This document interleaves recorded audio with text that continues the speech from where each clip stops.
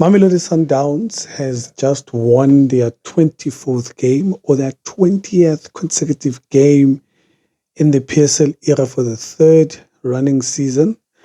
I don't think it's becoming the same story for the last 7 years. It seems that way because they've just have 4 games left to play for, and they are 10 points, if not 11 points ahead of Orlando Pirates. If Pirates loses their next game or the next 2 games, it's done because they just have 2 games behind Mamelodi Sundowns and they just have 2 games left. And it's all good. Welcome back to the, the the pod or the Disky pod. Back with another one. Mamelodi Sundowns was playing against Cape Town City, which they desperately needed the points as well because they are fighting for relegation. They are number 15 at the moment. Not sure what happened this season. It's been terrible for them. But it's all smiles for Mamelodi Sundowns. It seems like they're clicking again. They've forgotten about CAF final and the loss to Kaiser Chiefs. And they look better, to be honest. So that's what we're going to cover. We're going to talk about. And please don't forget to like, subscribe for the boy. Don't forget to share the video once more. And yeah, I'm worried, man. I'm worried because I think the conversations of turning this league into a farmers league is coming back because ICAF and the fact that they're going to the Club World Cup is clouded our judgment. But we forgot back home that we actually have bigger problems in regards to Mamelodi Sundowns being an Al-Ahly of Africa. Here in our domestic league, they've been dominating this league for the last going to 8 years now, almost winning everything each and every season, and no one is catching up. I mean, judging from the derby, you could tell that the Pirates, I'm not sure they're going to win their next remaining matches because remember, Real AM has been expelled. So now we're looking at the fact that we minus those games, and realistically, each and every team is going to be playing 28 games. Pirates has played 22. They have 6 games left. Mamelodi Sundowns has 4. But looking at that performance against Cape Town City, I don't see these guys stopping. I don't see these guys slowing down, especially now where I was critical of for example, the signing of Salis. Okay, Reyners hasn't looked like he skipped a beat. I mean, 1 or 2 games he's had where he was not that good. It was an average performance, but now he's coming back to form. Tashik Morris or Matthews looks very, very, very, very solid. I think if not, he's knocking on that Bafana door. I think he sees himself going to AFCON if Ashton Polis doesn't pick up the form that he has. And Mokoena is always in that midfield detecting terms.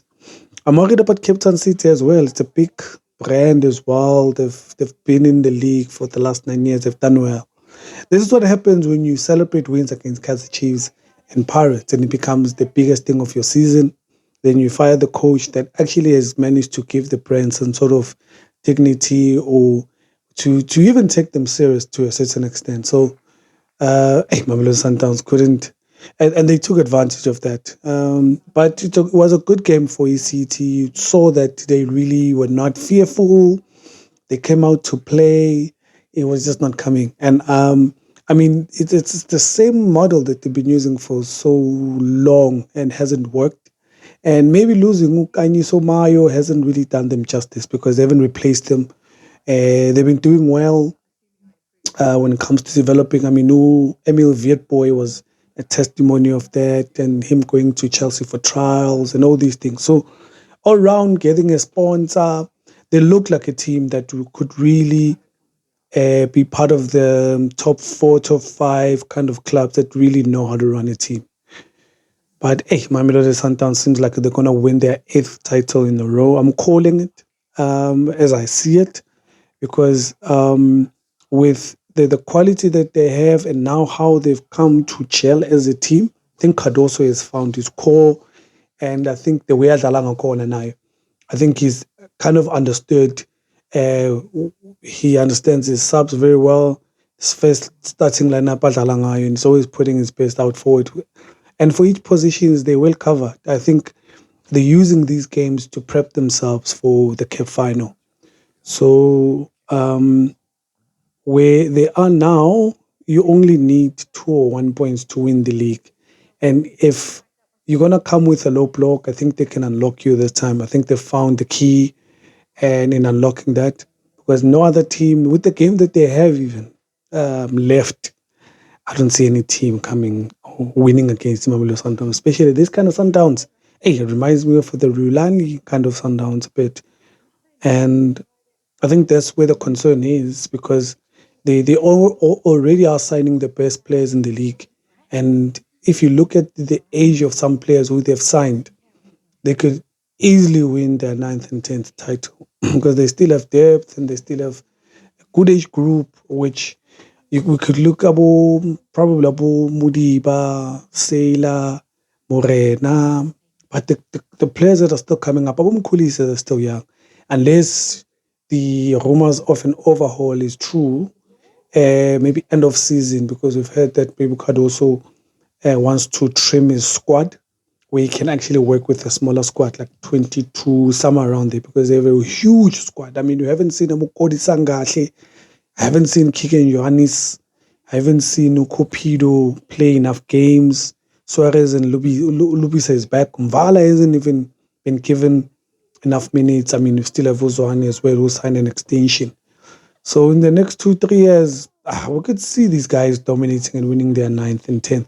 I mean, what's sad as well is that they actually are making it too easy. It looks like it's easy. On the eye, you can really feel like they're not chasing history. Like literally the way Badalanga corner, it's just a practice game for them. They play really well and they dominate Kahle. And the way they've set the club for success is beautiful to see. It's going to be interesting for them how they challenge how they do it in the Club World Cup, who's going to be selected. I think that's their goal now because of their international standards. And I think they're gearing up, like I said, to win CAF. So we're not in their level at the moment. They're not even thinking about us. I mean, they've forgotten about the Chiefs loss by the way it seems. And this is how champions do it. I mean, this is how you bounce back. You make a big statement on the field of play. I mean, the technical team seems to be getting the right players to work together. And I think this time Adams came from the bench. So they're resting the right players at the time and they're getting themselves into right places or involving them in the right moments. And with the squad that they have, I mean, they came back with the result and it looked like they could actually get more. I think there was a penalty denied by Ribeiro, but you know, you could say that but I don't know, man. I don't know what you guys think. It's becoming too easy for them, and I had hoped the Pirates could put up a fight, but Ngiboni Derby and I wanted the loss against Kukukune. That's when I got worried. I was like, guy. I mean, literally against Richards Bay, and I did say that they got an easier fixture. Those last two games would have been a good indication of having to see even to watch the league being won at the last game. And these guys now, apparently they needed 7 points. So from those seven, they only need probably 3 or 4, a win or two. And they're going to get, I mean, out of those 4 games, you can't tell me Sundowns can lose 4 games, let alone draw. Whereas the teams they're going to play against are the same teams who are vying for the top 8 position, who are also vying for relegation or trying to secure their spot. So they're going to open up against Sundowns and Sundowns is going to punish you. There's not enough quality in some other teams for me, the way I see it. And Sundowns has put themselves in a very, very... I mean, you can criticize them all we like and say it's because of the money. Hey, but Pito, man, when I go back, Pito created a beast. I mean, I think the whole institution now in terms of how Sundowns is moving, from technical director to the kind of technical team they always attract, to the coaches that they want to be around the club and the players as well who come into that club. It's well run.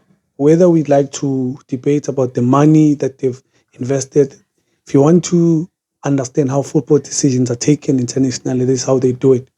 Yes, there is a conversation around them not investing enough in youth, because it seems like they move like a Madrid to me, where they invest or they buy into complete players. I mean, you have to come there and be ready to play. I mean, Adams as well now, there's expectations. So there's not enough time in a team like that to get a player who still needs to be coached, given minutes and time and all these things.